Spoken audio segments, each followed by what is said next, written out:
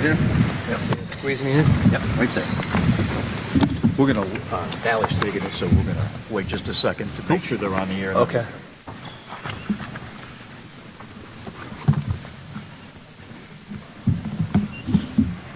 We're going to let Bally and 929 hook us up on the air, and then we'll get started. Good to see everybody.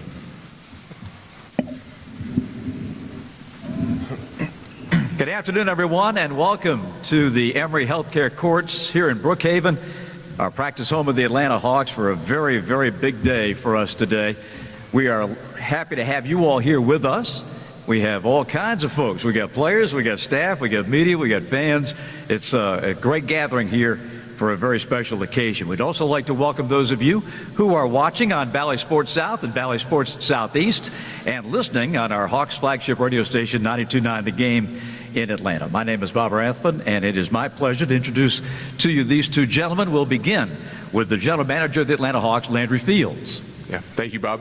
It's good to see everyone here, everyone in the media as well, across all technology spaces. For us, this is a very, very exciting day. Everything that we've spoken about from a front office, you know, the vision of being a championship caliber franchise, the values of character and unity and placing a strong emphasis on development, that doesn't just happen overnight. You know, it starts with the group that's in there right now, but for us, it's all about looking for partners that can help us get us to where we need to go and do it in a way that's authentic and true to Atlanta when it comes down to it. And so for us, getting to know Quin and getting to know his family and welcoming them to Atlanta is something that's huge for us, and it's absolutely huge for this franchise. And I couldn't be more proud than to sit up here and say that we've got a hell of a coach, and we're very excited about bringing him in and helping us lead this group going forward. So appreciate you. Thank you, Quin. Thank you. Thank you. And I get the pleasure of introducing the 15th full-time head coach of the Atlanta Hawks, Quin Snyder. Okay. We first got to know one another when he was the point guard at Duke for Mike Krzyzewski, taking the Blue Devils to 3 out of 4 Final Fours during his run there in Durham. And I was looking back today, Quin, the first game that I called for you was at Cameron Indoor Stadium your junior year against Clemson.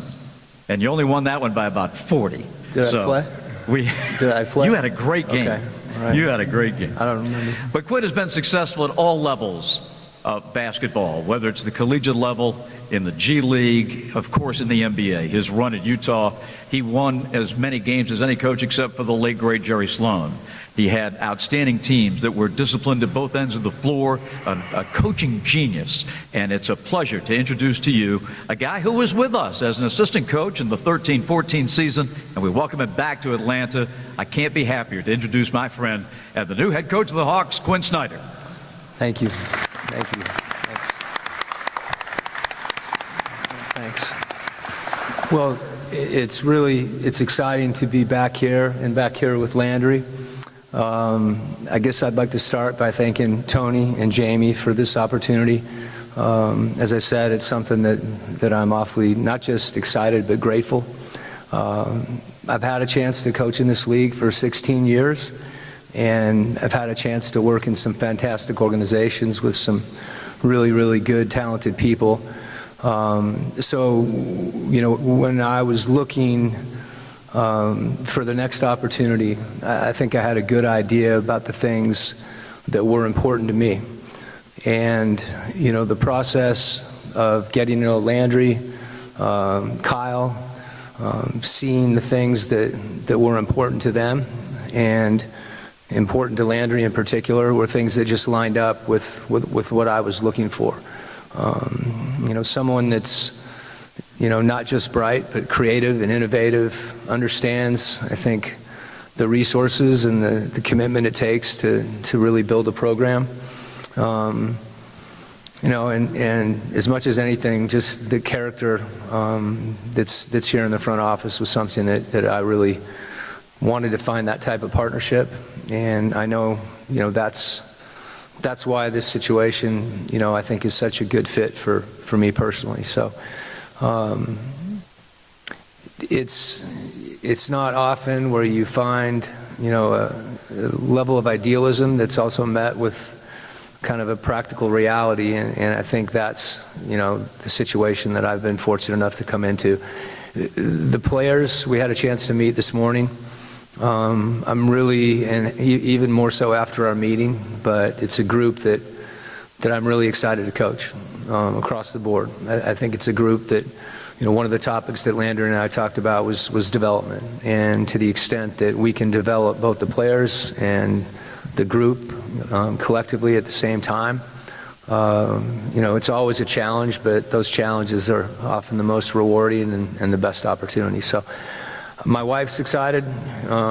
She spent some time here in Atlanta when she was younger, and obviously the last time we were here. So really, really looking forward to being a part of this community as well. I'm familiar with it. I'll get a lot more familiar with it, but this city is a city that we're looking forward to living in and moving sometime. I got pulled away from my family for a little bit. Great. Well, with that, go and welcome. And we'll open it up to questions. We've got Riley and we've got Jay with the mic. So if you will introduce yourself and your affiliation and let Quin get to know you and Landry as well, and we'll let it go. So, Lauren, we'll begin with you. Thank you. Lauren Williams from the AJC. My question first is for Landry. Looking at the timing, a lot of things seem to happen very quickly. I'm curious when you identified Quin as the top candidate in the pool that you were looking at. Yeah, so when we made our change with Nate, I had Kyle give Quin a call. He was our first call. And going into it, I said that we wanted to be aggressive. And the reason I could say that was because we had already lined up what we were looking for in our next basketball coach. And fortunate for us, getting on the phone with Quin, he mentions humility and selflessness as core and chief to some of the character that he wants in and around the basketball team, as well as what we're trying to do in the front office. I was almost sold right there. So it was a big moment, getting to know him through that process, and just couldn't be more excited about it. Caleb Johnson, Sports Radio 92.9 The Game. Quin, I'm curious, what made you comfortable with joining the Hawks in a mid-season point, as that's pretty rare to happen? Yeah, it is. I think the circumstances themselves are even more rare. Landry referenced kind of that, although it was typically short compared to maybe a normal interview process, it was a normal process. It was, a lot of intensive conversations, and really, I think both he and myself and Tony and Kyle getting to instinctively knowing that there was things that we had alignment on, but then really talking about them and feeling them. And one of those things that didn't come out right away was, how the process would work as far as, when I might start. And, as I thought about it, I think the opportunity to come in now, although maybe challenging, is also an opportunity to hopefully go on a run.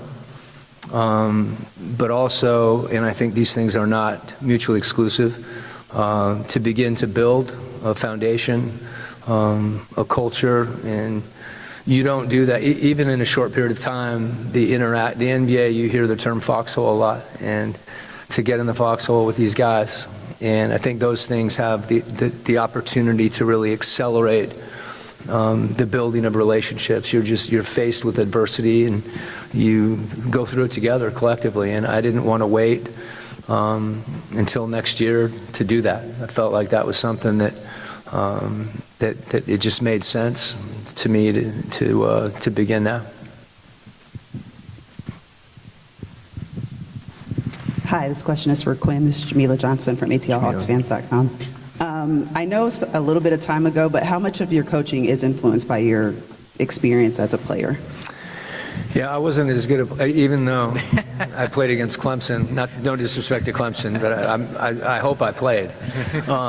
Compared to, one of the things that was neat with this guy and Kyle is they were NBA players, and I think any level you play at, there's certain things that you take from it. Whatever level you are at, it's important to you, and you go through the same challenges, both individually and with a group. Different group dynamics. You have a bad game, a good game, expectations. So I think probably more than anything, you hear people talk about being a part of something that's bigger than you. And this game, and particularly the NBA game, and the intensity of the game, the level of competitiveness that's required, it has a way of providing that opportunity, to collectively come together. And that's, any of us, there's a lot of different types of teams. It's really rewarding to have that experience. And it's not, it's elusive as well. So that's what makes it so much better. Thank you. And I would add just to that, you bring it up as a former player, also, Quin's past and coaching overseas in the G League as well as obviously in the NBA, just huge for us as far as the experience, and then just him being able to see different situations and giving him that broad experience for us was big time. Thank you. Welcome to Atlanta, Coach Quin. My name is Terrell Thomas, These Urban Times. I wanted to know, with you having such great leadership skills and a high level of coaching, this team is very young, a very young roster, and very top-heavy with our two stars in DeJounte Murray and Trae Young.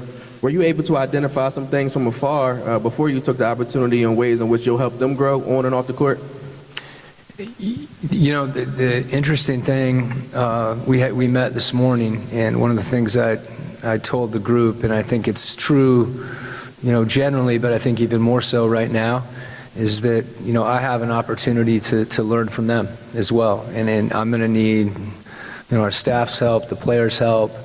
So youth can be deceiving. We've got some guys that, you can tell already that they want to get better. And, that to me is one of the most gratifying things about this job, is a chance to, to see players improve individually and also help them feel the opportunity to have the whole team be even greater than the sum of the parts. And, again, that, as I said before, that's not always easy, but I think it's something that we're all focused on, even in this short period of time. You can figure that out even in one meeting. Hey, Quinn, Zach Klein, Channel 2 here in Atlanta. Good seeing you again. Welcome back. Landry mentioned you were clearly far and away the #1 choice. What was the #1 thing you had to be sold on in order to take the job now?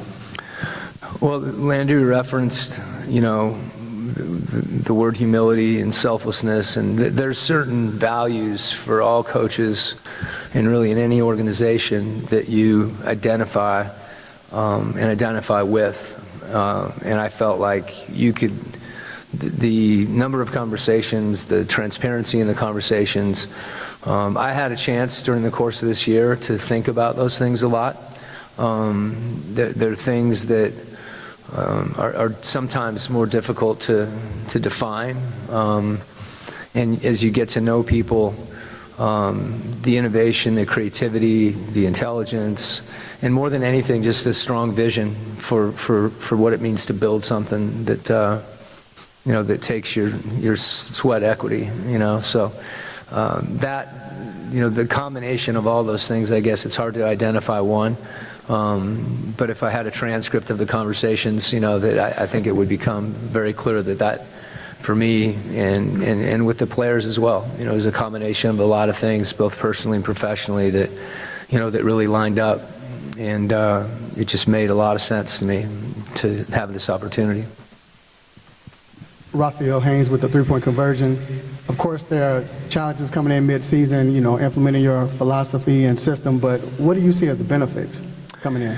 Yeah, just to respond to the challenges, first of all, I think that the important thing there is to actually recognize that that's the case. It's a different situation, and I want to be really mindful of that in how we proceed with that process. And it's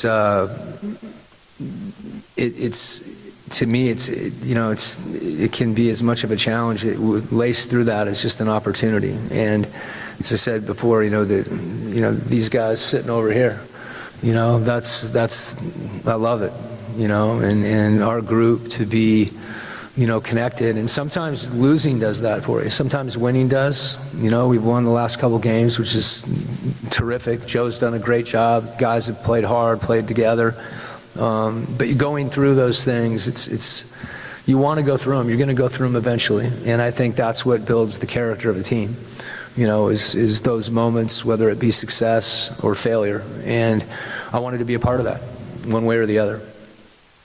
I guess the other thing I'd add, the undercurrent of that, going through those things together, is the opportunity to form relationships. That it's different when you're having dinner with somebody than if you're going into a locker room after a big win or a tough loss. Hey, Coach, Steak Shapiro from 92.9 The Game. 20 games left. There's this sense of urgency as you guys are making a playoff run to move up in the conference and set yourselves up for success.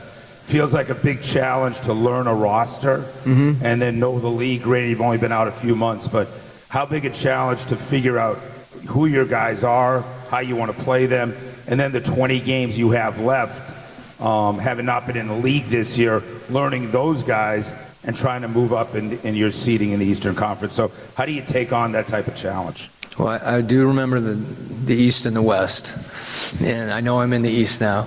And you raised great points. Those are all the things for me that, as you're thinking about it, those are the challenges, as you said. To as I mentioned, to go on a run, to improve, to win, but also, to get better at the same time and lay that foundation we talked about. I don't think the two things are mutually exclusive, and I've got to find a balance there. I told the players this morning, the last thing I want to do is put too much in their heads where they stop being instinctive, because we've got some guys with great basketball instincts. So you stay familiar with the league, and as far as I'll be watching a lot of film, trying to learn a lot. I'll be leaning on the coaches a lot. I want to talk, I want to hear what, players feel good at. We talked again, you can listen and learn, and I think it requires that. And to your point, there are things actually in the NBA, the one thing you can count on is change. And so even over the course of the season, you'll see it from the regular season to the playoffs. So, I need to study and work and then find a good balance with that and hopefully achieve a lot of those goals throughout the rest of the season. Quin, Jeff Schultz of The Athletic. Right. Welcome back. Hey, Jeff. Yeah, thanks. Your ability to connect with players and create a culture has been referenced often over the last several days. I'm just wondering what you've learned in the NBA about how you go about doing that and the difficulty of it, obviously in a league where guys make a lot of money and sometimes the coach doesn't have a huge say. Yeah. I think players want to get better. I think players want to get better, and they want to be coached. And, I think the relationships are what allows you, to coach them effectively. And so, and those things, again, it's part of the reason I wanted to start now. And, I think that our group, needs to just decide to trust each other. And, it's incumbent upon all of us, myself first and foremost, to not violate that trust. And it's surface level initially, just on a, if it's something I say I'm going to do. But I think over time, you know people by their actions. And if you're transparent, those are the things in my mind that build those relationships. It's, being real about what you believe and understanding that you can differ with people and to not be insecure or defensive about any of those things. And that's hard. I mean, we're all like that. It's hard for me. But that's also probably, when you have any relationship like that with a player or a team, that's where, you find a lot of gratification. And that's something I enjoy doing in and of itself. And I also know how important it is, not just for a coach and players, but players and Landry and myself. And those are the opportunities that I see. Hi, Coach. Kevin Taylor, Taylor-Made Sports with Kevin Taylor. Welcome back to Atlanta. And I have a two-part question, actually. One of the things that's been said during this transition is character. So what would the character that you like to have of this team, as well as what is your main expectation from the team as well as your coaching staff on a day-by-day basis? I think it's easy. We all want to get better. and that takes a lot of different forms. We had a staff meeting this morning, and I told the coaches I need them to help me, and to help me figure out what we can do, what I can offer, and again, not to fill up their minds with too much stuff that could be counterproductive. So it's, as far as the qualities in players, I think first of all, every player is different. We're all human beings, and everybody has different contributions, different character traits. But some of the things that Landry mentioned at the outset, the unselfishness and the respect, the competitiveness, with the team, and to compete together, and for the right things that help the group. So. I'm excited to coach these guys. I need to watch them more. But even this morning, you can feel, some palpable energy that, I think they can bring and they can provide to each other. Kevin Snyder, Hawks.com. I have two questions for Quin. The first is, what's your lasting memory of your first trip through Atlanta a decade ago? And second, Landry noted that Kyle made the first call. How would you characterize your relationship with Kyle over the years? Well, I may not give you my first trip, because I was down here playing against Georgia Tech, not Clemson too. To talk about Kyle and I have had a very close relationship ever since I was here. So I had a bad hip, which has since been replaced. I have two of them that are replaced now, and Kyle can't be blamed for that because he didn't miss a lot, and I was smart enough to know that's the guy I want to work with because I won't have to move too much. I think this is a unique city, and even though we lived here for a short period of time, it was a place that we really enjoyed it here, and circumstances caused us to go to Utah. So it's a general sense. Sometimes you get a feel for a place. We've all had that in different ways. And then what was the second part of the question? You got to give them to me one at a time because I'm a short-term memory. Yeah, when Kyle, when I coached Kyle as a head coach, we were both in different places in our career. And he was someone, I think because I had coached him before, was someone that we had every player is different as far as how you interact with them. And he was somebody that we talked a lot. We talked a lot philosophically about certain things as it relates to basketball. We talked about specific things. Some of it was based on footwork and how to incorporate, strength and conditioning into, he and I have talked about it, like pivoting. This is going to sound silly to you, but, when you're warming someone up, can you incorporate all those things? So in some sense, philosophical stuff. And then obviously, when he got his position this year, when he's named assistant GM, that was something that I was really excited for him, independent of all this. So we've been friends for a long time, and he's been a good friend to me.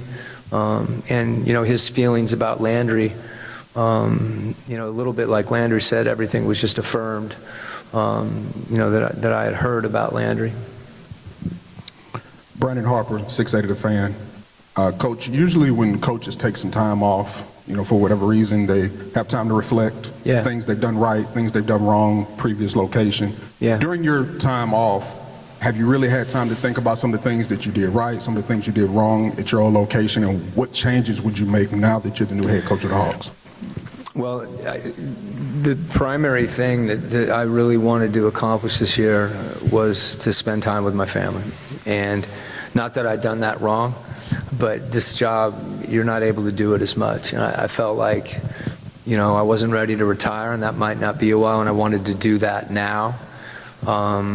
So that was, that wasn't all I did in the off season, but when I was driving 40 minutes on a commute to school, I had a lot of time to reflect.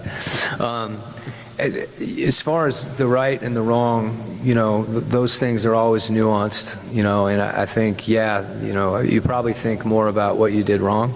And I wouldn't even, there's different types of right and wrong. There's things you may do this a little differently. I think that's the thing that's unique about any situation is that the challenges and opportunities are, specific to those situations. So, a team is different. How do you play differently? How do you prepare differently? So a lot of things that I could get pretty granular on too from a basketball standpoint. But the reflection, as much as anything, was also kind of forward-looking to what opportunity out there could be rewarding. The way that I mentioned before, I was really fortunate to work with good people and great organizations, and you start to understand what that looks like as well, and you want more of it. You want it again. Charles Odom with the Associated Press. Welcome back to Atlanta. My question is to Landry. This is obviously, if you had waited until the end of the season, there might be other opportunities that he could have considered. Did that at all factor into the timing of your decision to make a move now? No, as I stated before, this is something that, as far as us making a move that we did, been thinking about for some time.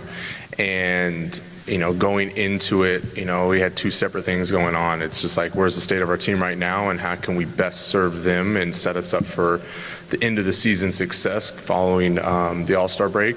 And then how are we going to position ourselves organizationally beyond this year? And it's something where, kind of looking at the broad spectrum of, who that could be, there's only so many that would have been available. And that doesn't even necessitate that Quin was going to take over, mid-season. So it wasn't a huge factor for us. I knew that the first and foremost, we needed to address our ball club, and that's what we did. Any other questions?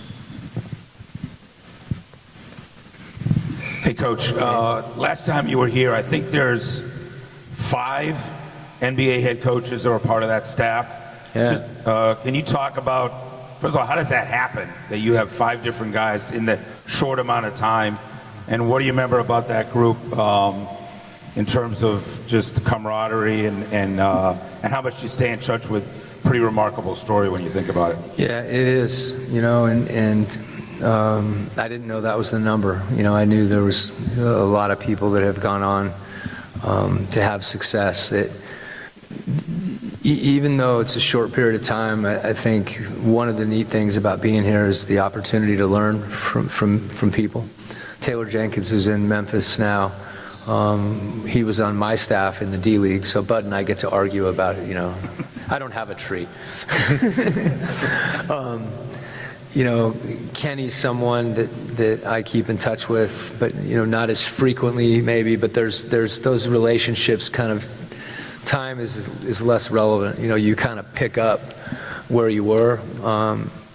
Darvin, is a close friend that I've known for a long time. And when I look back on it, we were all trying to kind of figure out how we could help Bud and help the team. And it's gratifying, and it's fun to see, guys have success. Coaches, you're in the national anthem and you look down there and you see somebody and you feel good about it. You feel good for them. And I think that's part of working together. I think there's an understanding of, the job can be hard at times. And those are guys that you root for. You want to beat them, but you root for them. Great. Well, thank you, Quin. Thank you, Landry. We will end this formal part and, of course, make these gentlemen available for one-on-ones. Garen and John and Billy will help you do that. But once again, Quin, welcome back. All right. We can't wait. Good to be back. It's awesome. What's up, Meek?